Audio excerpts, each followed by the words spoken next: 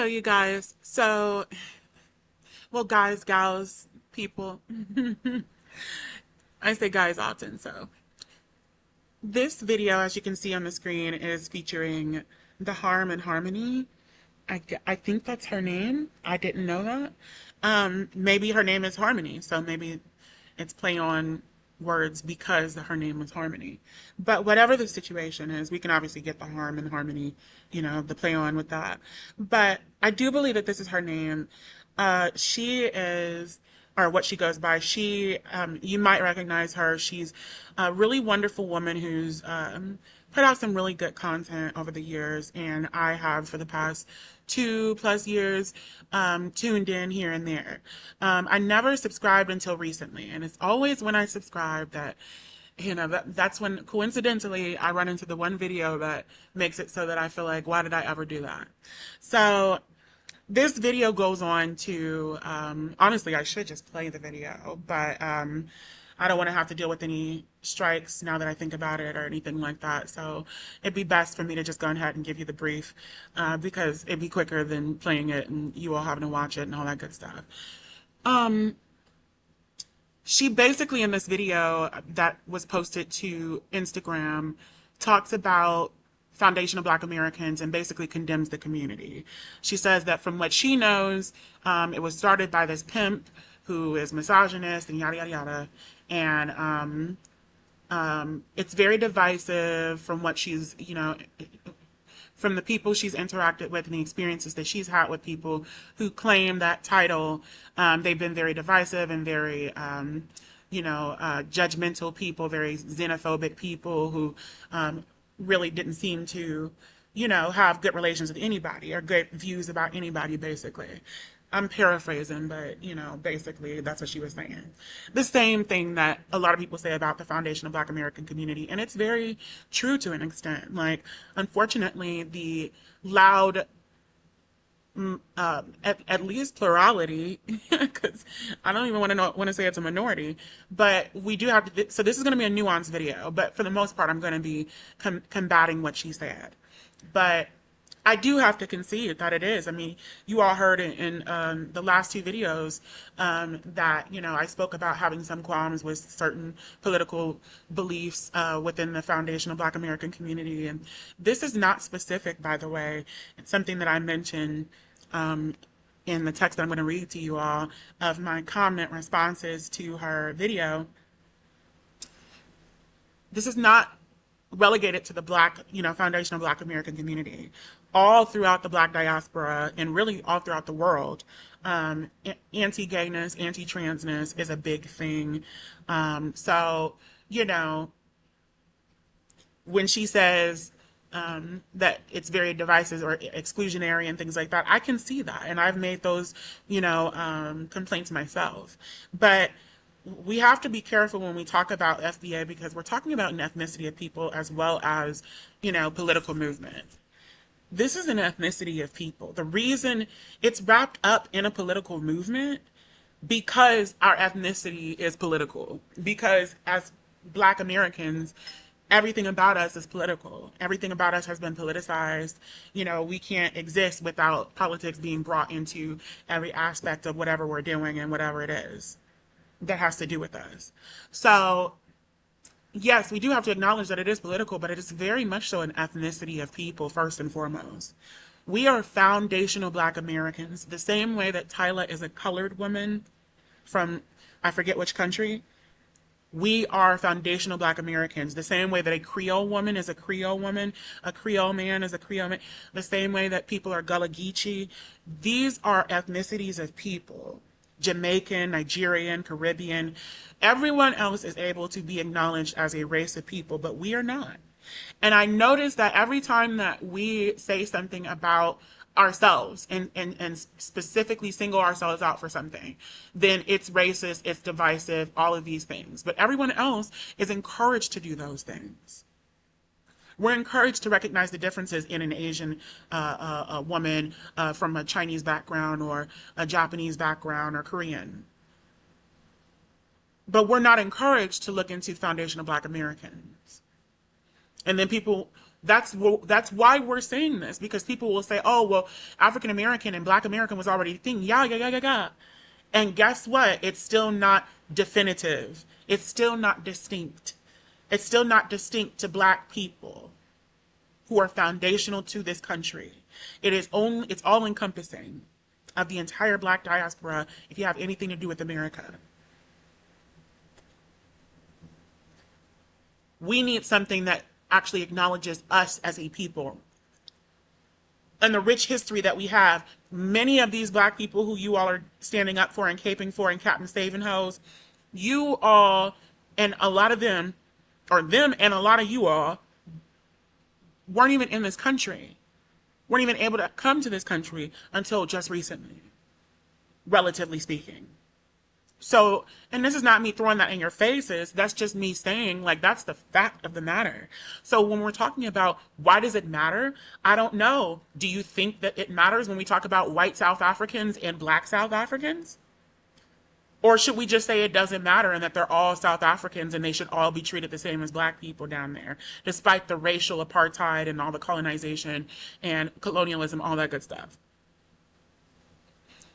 You know what I'm saying? Like, let's be real about this. And it's also not lost on me that this is a woman who is Asian. And she's a part of the community of people who got reparations when COVID hit. Biden passed a bill that gave all of them reparations federally to the tune of $50 million, is $49.5 million, and statewide in certain states that wanted to do it themselves. I know New Jersey or New York, I think it was New Jersey, gave their population 10 million of Asian people, Asian Americans. So it's just really funny to me because it's just like people are just like randomly like getting, when you can just get reparations. And, you know, simultaneously as that happened, of course, they gave us, what was it, the anti-lynching bill? They finally gave us an anti-lynching bill after all of these years. We've been asking for an anti-lynching law, and it's still not fucking being used. They were so quick to use the Asian hate crime law that was passed at the same time that they gave them reparations and gave us that anti-lynching law. They knew they had to give us something because they were giving them an anti-lynching law and they were giving them reparations. While denying us reparations, and they didn't ask for either one of those things. And we've been demanding it, asking, begging, all kinds of shit. Unsold for a desperate woman, just one miserable shilling. Just one miserable shilling. One. Just one. Mrs. Lovett's got a pie shop. Y'all need to watch Sweeney Todd. But it's just insane. It doesn't make any sense. Like, we are arms out, begging for relief. Like, it's insane. And they're just getting things like nothing. And this isn't me being divisive and pitting Black against Asian or anything like that. I love the history. And actually, I'm going to do a video about the history of the Black and Asian communities, specifically Chinese and foundational Black American communities, and how we work together to use acupuncture to heal a lot of people within the Black community. You know, a lot of these same groups that were, you know, dealt with these COINTEL programs that were infiltrating the Black community, and COINTELPRO, and you know, going and, you know, disseminating bad things into the community and taking things out of the community that were supposed to help us, taking people out of the community that were supposed to help us, infiltrating our conversations in our safe spaces and setting people up. Some things were completely fabricated, other things were totally true. And, you know, it's just insane. People went to jail and are still in jail and have been in jail for decades, were in jail for decades, died in jail, you know, were just released from jail, like the Move family, who were bombed in Philadelphia, I believe, back in the 80s. 70, in the 70s, they were, and 80s, they were accused of some kind of situations involving cops. You know, apparently they were alleging that some cops were killed or hurt or something, and They ended up bombing this entire neighborhood where these people lived, dropping bombs like it was a war, at war with Black America. You know what I'm saying? This is how badly foundational Black Americans are hated. So I will be talking about that and, like, you know, the history of the acupuncture that was being used to stop people in the community from doing drugs, get people on a better track in the community with helping each other and, you know, uplifting the community monetarily, economically, socially. It was really good. It was really good getting people off of the streets. It was a really good opportunity, getting people jobs, you know, purpose. The biggest thing for me was just, like, you know, especially during the time that this was taking place, um, you know, during the crack epidemic and what have you, the drug, you know, relief. People were literally getting relief and, you know, leaving decades long drug addictions for, you know, acupuncture. That they were learning, Black people being sent over to study under the tutelage of doctors, Chinese doctors in China. Crazy. These are the things that we were doing, and why people wonder why these things were happening and why Black people were being shut down so badly, because that's what we did. And it's so funny because it's like people will criticize Black Americans and Black people for being so this and so lazy, and so we don't stand up and we don't ever, you know, make our music about something that's right or this, that, and that. When those are all lies, we do and we always have. But it's just funny because it's like when we look at the history of, you know, Eartha Kitt, Billie Holiday, Ella Fitzgerald, Nina Simone, sharing their music with the world. Michael Jackson sharing their music with the world and trying to send out a message of peace, solidarity, and humanitarianism.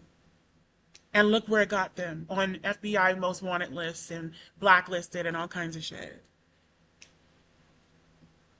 The hugest uh, defamation campaigns you'd ever seen. He's getting taken down by rumors of things that were confirmed and admitted by Elvis Presley. You know, Michael Jackson, for instance. You know, it's insane. Like, but to get back to the topic at hand, this is not me being divisive about the Asian community and Asian versus Black or anything like that. This is me just being real about the fact that this is the situation. So if we look at the responses that I gave her,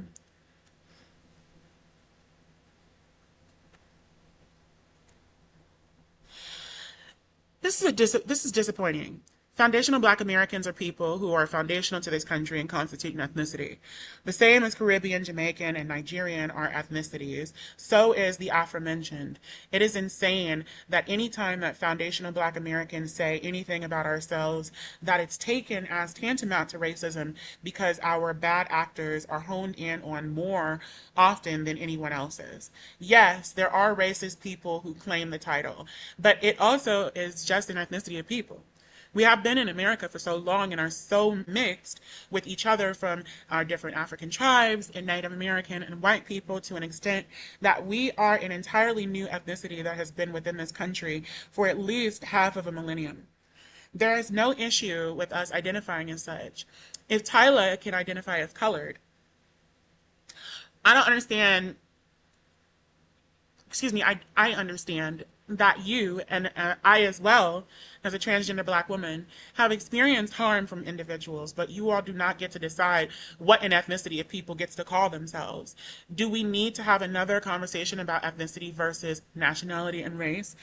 The problem that I have is that so many people are so ready to have conversations about Black Americans' reactions to people or being squeezed out of our own communities and political parties, while reparations and everything for which we fight and that we are owed is pushed further away from us by a lot of the same people who you all are defending. I have been in college for 3 years, and despite dealing with some of the most vicious racism that I've experienced in life here at this predominantly white institution, I was only failed just recently for the first time by a professor from Ghana after induction into the greatest CCJ Honor Society. I was threatened at the gas station yesterday by an African young man because of his misogyny. And within my first few weeks at the institution years ago, I had to have a reprimand expunged from my record after a Nigerian upperclassman was complainant, judge, jury, and executioner in a noise complaint that was marked as student conduct violation. Despite the fact that my city has 44 to 44% black to white ratio, foundational black Americans are few at the university. As a black transgender woman, I face discrimination within my community more than any other in this world. But that does not mean that I get to completely decry that the entire black community is anti-trans and full of horrible people. And that's all black communities throughout the diaspora that have anti-trans and anti-gay ideologies, not just foundational black Americans. At the root of this is an ethnicity of people who, however they're represented, are to be respected.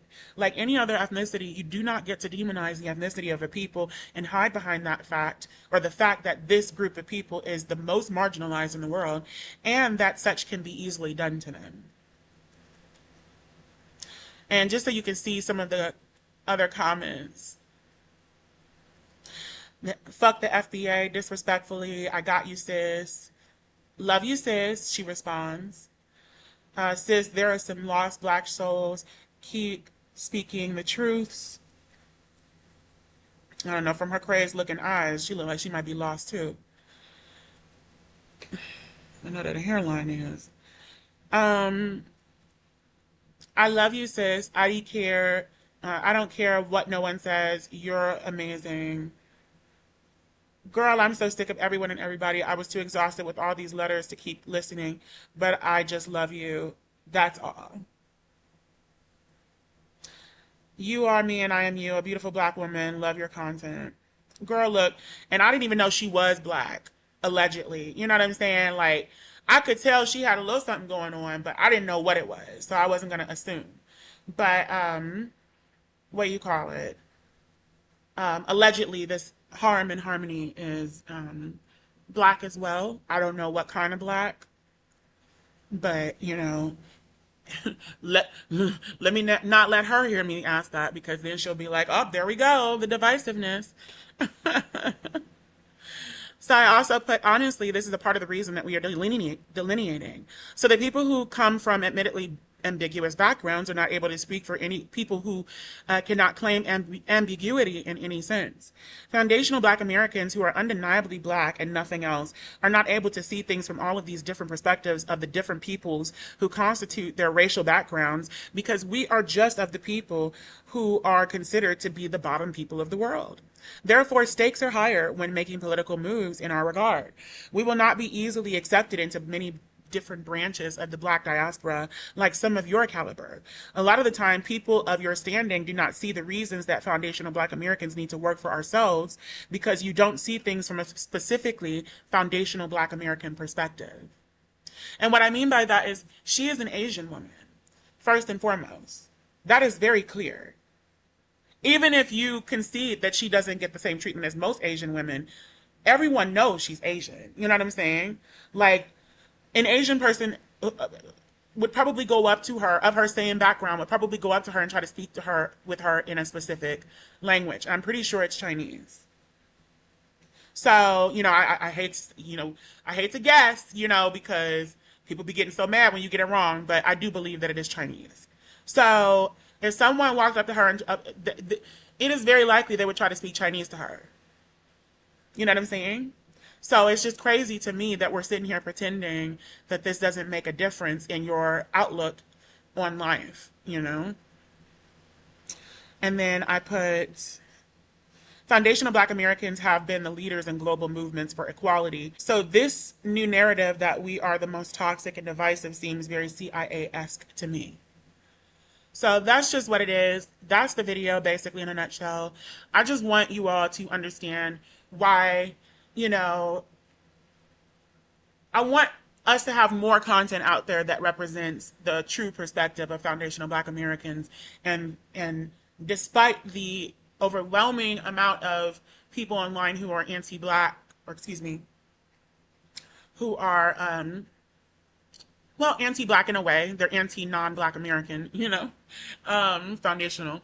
and people who are misogynist and or anti-gay or anti-trans, I want you to know that at the end of the day, I want people to know that there's content out here coming from people who identify with this ethnicity of people, and they're not as divisive. They're not, on some actual like racist shit. They're just on some like, hey, you know, we just want to be recognized and we want our rights and to be respected.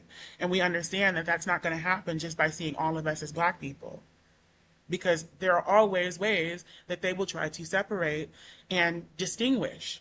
So why not look at the people who are being treated the worst of all and work up? Why is it that these same people, I know that this woman is a woman who talks about intersectionality. I know she understands intersectionality and those things.